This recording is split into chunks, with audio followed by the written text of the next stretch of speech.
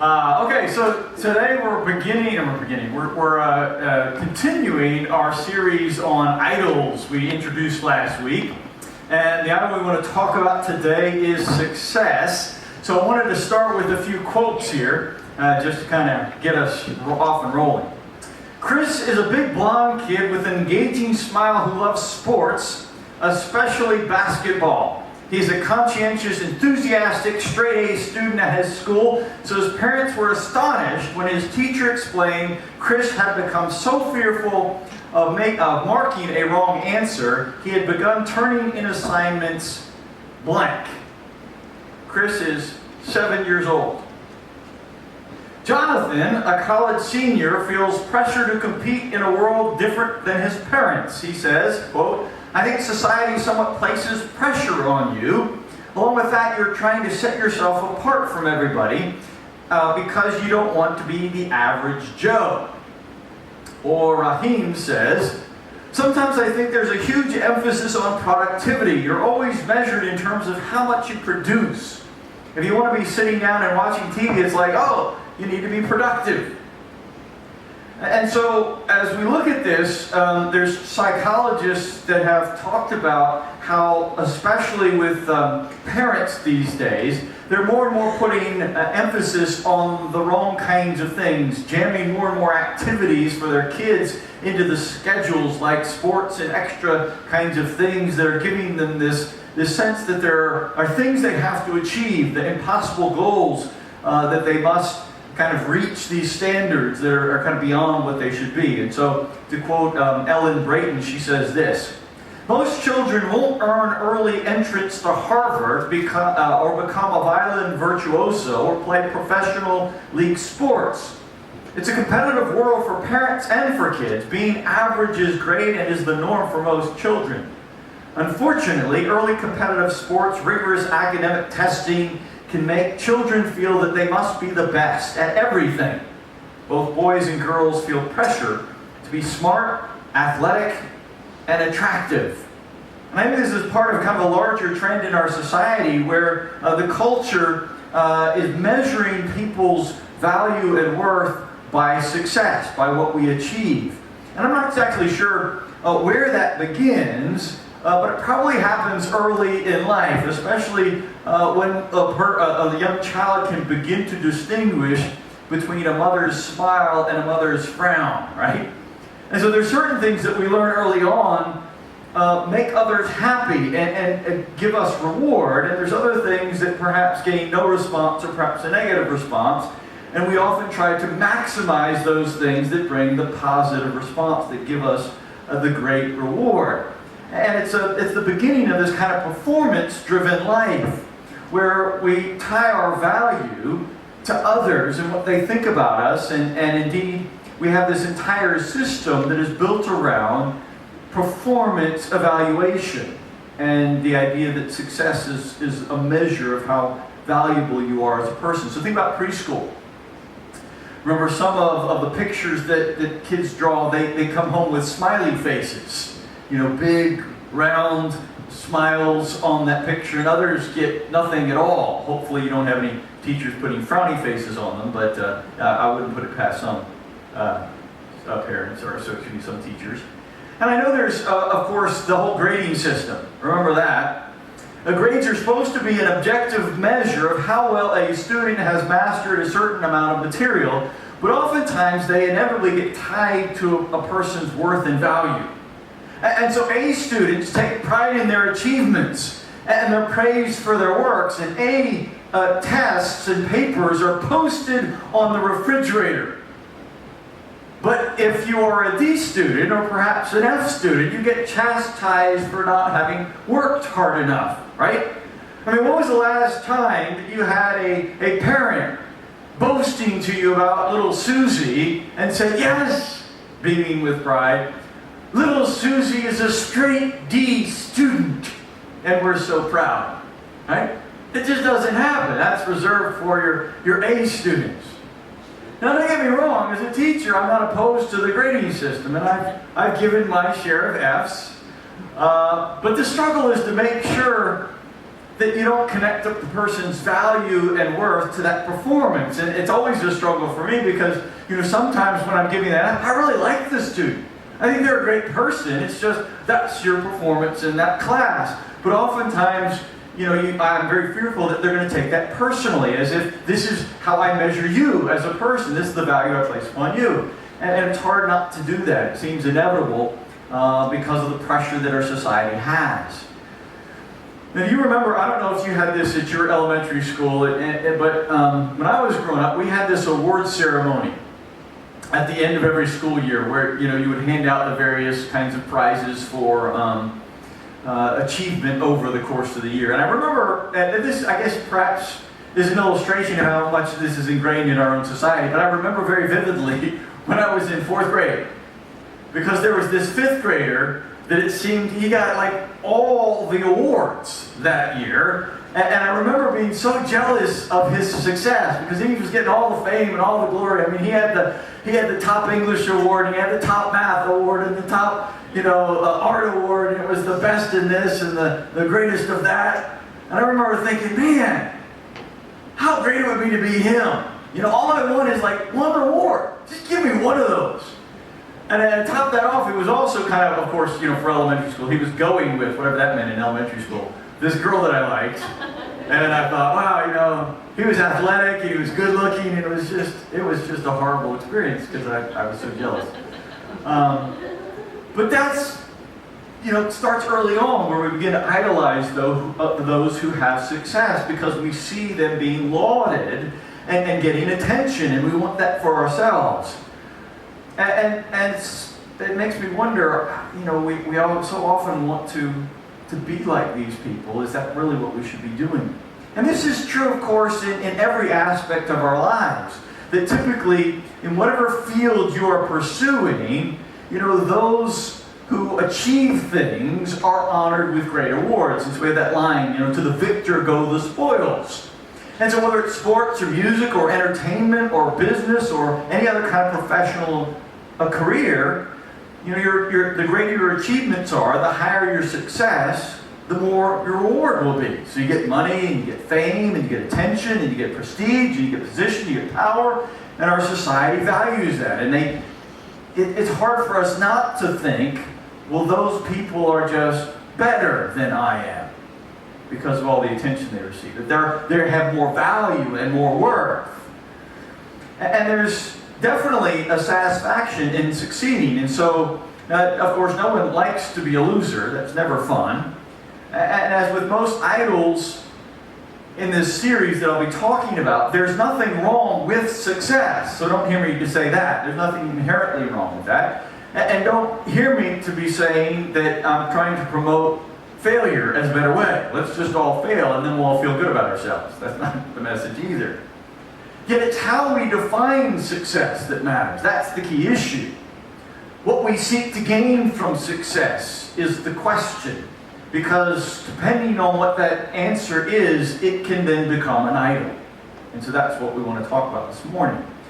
So certain people can become so driven by success that it doesn't matter what the cost might be. So on their way to the top, they're climbing over all other people in their way, and they don't care what kind of pain they might inflict on others. And so the world, in essence, in their view, is this pyramid. And you have most people are on the bottom, and you have to kind of step on them to get to the higher place. And so to become someone special, to become someone that matters, means doing better than others, putting yourself in front of them.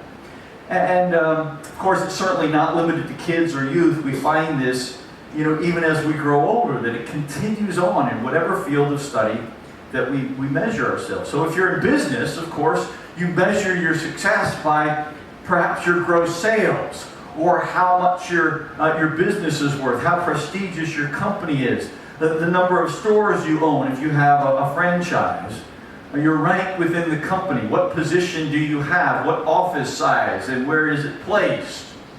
In the academy, it's measured a little bit different. Oftentimes success is measured by the kind of school you teach for. How many books and articles have you published? How many grants have you received? Those kinds of things. But even in ministry, people still judge success in certain ways. And so I remember when I was in graduate school, I attended a church growth seminar with the minister that I was interning with. And it was interesting, it was fascinating to me. So this is a church growth seminar where you're supposed to be learning how to, build a bigger church. And so as the first night was kind of a meet and greet, there were 3 questions that typically were asked as you met another minister. It's what's your name, where are you from, and how large is your church? That was like the 3rd question, and it was really the most important one. The first 2 were just a way to get to the 3rd one. And there was kind of a pecking order that was kind of falling out depending on how you answered that. And it was just fascinating to me there, as I was kind of standing in the background looking and observing this, how that all worked. And that people's value and esteem was marked by those kinds of external criteria. And oftentimes that's the way it is, that we look for things outside clear-cut external markers that we can judge as success or not. And so that all brings us as kind of introduction to our text this morning, because the kingdom has an entirely different perspective. So you want to turn to Luke chapter 22. We have a fairly lengthy reading here. It's not on PowerPoint because this is the only text we're going to have this morning. So if you have a Bible, you might want to follow along. Luke 22, verse 14 and following. When the hour came, he took his place at the table, and the apostles with him. He said to them, I have eagerly desired to eat this Passover with you before I suffer. For I tell you, I will not eat it until it is fulfilled in the kingdom of God. Then he took a cup, and after giving thanks, he said, Take this and divide it among yourselves. For I tell you that from now on I will not drink of the fruit of the vine until the kingdom of God comes. And he took a loaf of bread, and when he had given thanks, he broke it and gave it to them, saying, This is my body, which is given for you. Do this in remembrance of me. And he did the same with the cup after supper, saying, This is the cup that is poured out for you. This is the new covenant in my blood. But you see, the one who betrays me is with me, and his hand is on the table. For the Son of Man is going as it has been determined. But woe to that one by whom he is betrayed. Then they began to ask one another, which of them it could be who would do this. A dispute also arose among them as to which one of them was to be regarded as the greatest.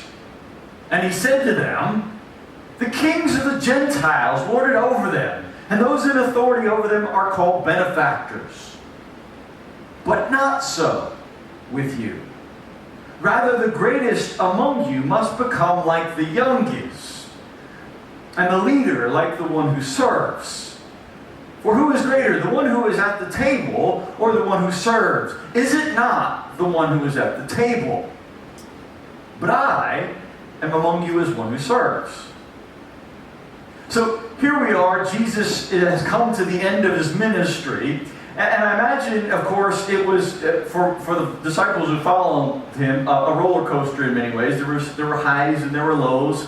Of course, for Jesus himself, he had attracted thousands during his ministry, but most of them really hadn't understood the message that he had wanted to communicate. Even his disciples, those who were most closely related to him, still didn't quite get what he was after. They were a little dense at times. And so Jesus, of course, had called them from a variety of settings. There were fishermen and there were tax collectors. And he tried the best that he could to train them and help them understand what he was about and what the kingdom was about. And here is this kind of one last effort at the Last Supper to communicate a message. They had finally gotten to Jerusalem. Things were about to wrap up. And they didn't understand exactly what was going to take place.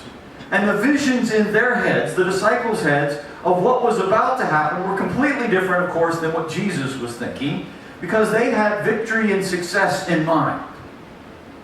And now the end is near, and he's communicating at this Passover meal one last lesson. And he's taking the elements that had been for centuries communicating a message and a remembrance of the Exodus out of Egypt, and he's transforming them into something else.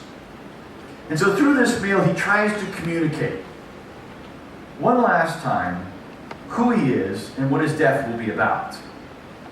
And he says that the hand of the betrayer is at him at the table. Yet in the midst of this occasion, where he is communicating about his own death and his sacrifice on their behalf, the disciples begin to argue about which one of them is the greatest. Now let's think through that for just a second. It seems a little bit out of place, but if you reflect on it, it might not actually be that extraordinary. Because you can begin to see them saying, all right, which of us is the betrayer? And it's clearly not me, because obviously I'm Jesus' most important disciple. And then the other disciples are like, well, what makes you think that you're the greatest? Well, I'm like his right-hand man. It's like, no, you're not. That's me. I'm the one he cares the most about. No, it's me. And then they go back and forth, and they're starting to fight about which one of them is greatest because of this discussion over who would betray them. So here we are, moments before Jesus is going to be arrested and then divinely crucified, and all they can think about is their own status and position and privilege. And so Jesus becomes the teacher once again, and he says, "The kings of the Gentiles lord it over them, and those in authority over them are benefactors." And all he's doing there is he's simply pointing out the way the world works, right? That in society, people don't try and hide their position and power. In fact, they take advantage of it. If you're a king or a ruler, you play that part, and you expect others to recognize you and pay homage to you and to obey you. Indeed, this idea of benefactor or benefaction is really important back in the ancient day. And so let me give you an example of how this would work. So typically, if you were in a position of power, especially a ruler, you would tax the people and you'd gather in all this money from them. And then you would build something, or you'd hold a games, maybe you'd build a bath structure or something that would benefit the public. And then you would expect them, of course, to honor you for doing that, of course, with their own money. Right? And so you have sponsored all this, and you have been the great public benefactor, and you're the one that is to be praised and honored and all that. And so this is just the way the world works. Right? To the victor go the spoils. And so here we are in this day of Rome. They were the most powerful victors that we know. And they worked in this way. Yet the disciples, of course, their view of things wasn't much different. They were judging by the same kinds of criteria. They expected a Messiah that would conquer and give them status and privilege and power. And so his disciples were simply a product of their own environment. And Jesus has been trying very diligently to change that view. So Jesus says, not so with you. But not so with you. You're different from the Gentiles. You don't have the same standards of greatness that they do. Rather, the greatest among you, Jesus says, must become like the youngest. The leader has to become like the one who serves. Jesus calls his disciples to follow a different path than the world. Greatness is not going to be measured by the world's standards. It's not among those who have fame and fortune and position and power, but greatness in the kingdom is found among those of the lowliest stature and position. And so when we look at this, Jesus drives the point home with an illustration. He asks a question. Who is greater? The one who is at table or the one who serves? And it's a simple question with a seemingly simple answer. And especially in the ancient world, this would have been, a question of mealtime was really a question of status and privilege. So every aspect of an ancient banquet in either a Greek or a Roman household was all about status and position. It mattered who invited you, where you sat when you were in the dining room, what kinds of food they served you, because not everybody was served the same food. So the person who was closer to the host and received the greater portions, you could tell your value just based on those things, right? And so when you try and figure out who has the greatest worth in this place, it was very obvious to anyone in the banquet hall who was most valued. Yet in this intriguing dance for position and power at an ancient banquet, there was one group that would never even have been considered in the conversation of who was greatest. And that would be the servants who brought the food to the table. No one would even have suspected them as being in the conversation. They were simply invisible. But Jesus' startling answer is, I'm among you as one who serves. You see, Jesus is the busboy cleaning off the dirty dishes. He's the young man with wine splatter on his clothes. Jesus has soiled his hands in the food left behind by others. That's Jesus. And he challenges their entire worldview with this illustration. You see, what we find here is actually something that is much larger in the theme of Luke's gospel. It's called the theme of reversal. That in Luke's gospel, all of the categories that have no value or status in society, women, the poor, the outcasts, suddenly begin to count. And those whom society values, the rich, the rulers, all of those folks have to take a back seat in the kingdom. Because it's all reversed. So think about the Sermon on the Mount, if you remember that. Right? Blessed are you who are poor, for yours is the kingdom of God. Blessed are you who are hunger and weep and are persecuted. But who gets the woe? The well-fed, the rich, the rulers. Those are the ones that are in trouble in the kingdom. In the kingdom, God turns the value system of the world on its head. In the kingdom, it's the sinner who enters, and it's the righteous Sadducee who finds himself on the outside. In the kingdom, children count for something. They have worth and value because they are the least. But those who are first will be last. In the kingdom, the rich young ruler goes away sorrowful. You see, the kingdom is a kingdom of paradox. It's a kingdom in which those who want to save their life will lose it, and those who lose their life for the sake of Christ will save it. You see, God doesn't value what we value. Success is not about position or prestige or power or status or station. Jesus went through this phase where, from an outsider's perspective, many would have seen him as a success. I mean, if you think about it, Jesus comes from this little backwater village of Nazareth. He's a no-name carpenter who achieves fame. I mean, thousands of people are following him around the countryside. He's doing miracles, and he draws the attention of not only the Jewish leaders, but eventually the Roman leaders. And both of them recognize that he becomes a threat to them. And so Jesus, from that perspective, would be a success. Yet who would have thought, standing at the foot of the cross, that Jesus was a success at that point? At that moment, it seemed to have all gone tragically wrong. But Jesus won his greatest victory by dying as a criminal. And so this morning, as we think through what Jesus is saying here, I want us to remember that our value far exceeds our performance. Our value isn't in how the world perceives us. It's not in our accomplishments. It's not in our fame. It's not in our wealth. It's not in our status. It's not in our degrees or our titles or what we drive or where we live or what anybody thinks about us. Our value is inherent in each of us because we are creatures of God. You are born with that value, and you never lose that value.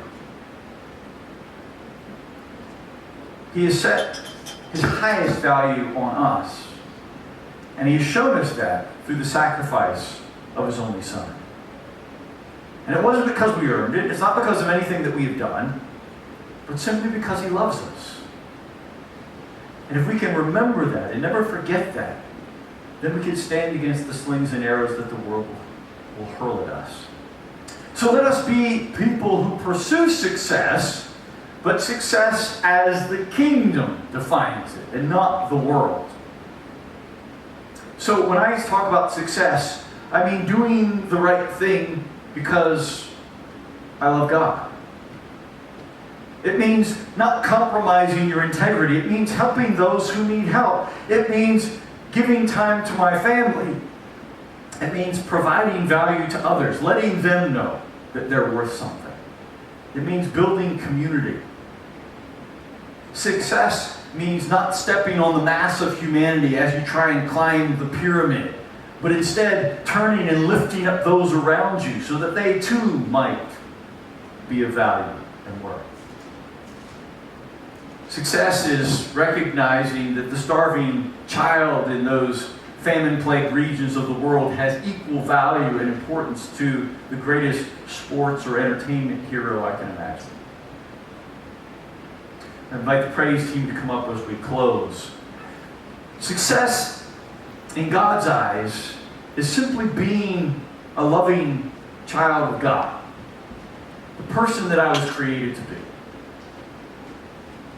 And so, yes, we need to give our greatest effort, but to the glory of God, not for position, power, or privilege. So let us be success in God's eyes.